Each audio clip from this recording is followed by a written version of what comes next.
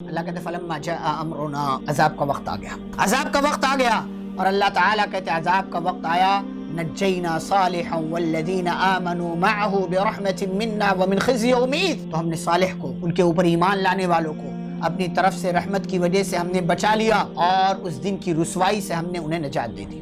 ان ربک هو القوی العزیز، آپ کا رب طاقتور بھی ہے، غالب۔ اور ان لوگوں کے ساتھ اللہ نے کیا کیا؟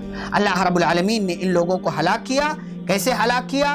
کہ اللہ رب العالمین دو تین طرح کے عذاب آئے، جیسا کہ بعض لوگوں نے ذکر کیا ہے، اللہ نے آسمان سے بجلی بھیج دی، 3 دن جب گزر گیا تو بجلی بھیجی، وقیل انہا صیحہ، اور بعض لوگوں نے کہا ہے کہ بجلی نہیں تھی بلکہ ایک آواز تھی، ایک آواز، وَأَخَذَ الَّذِينَ ظَلَمُوا الصَّيْحَةَ، آواز کی وجہ سے ایک آواز آئی، ایک آواز نے پوری قوم کو تباہ و برباد کر کے رکھ دی۔ یہ اللہ کا عذاب، یہ اللہ کی طاقت ہے، اس کا پاور ہے، اس کا غلبہ ہے، اس کی طاقت ہے، یہ اللہ تعالیٰ کمال، ہر چیز میں کمال اس کو حاصل ہے۔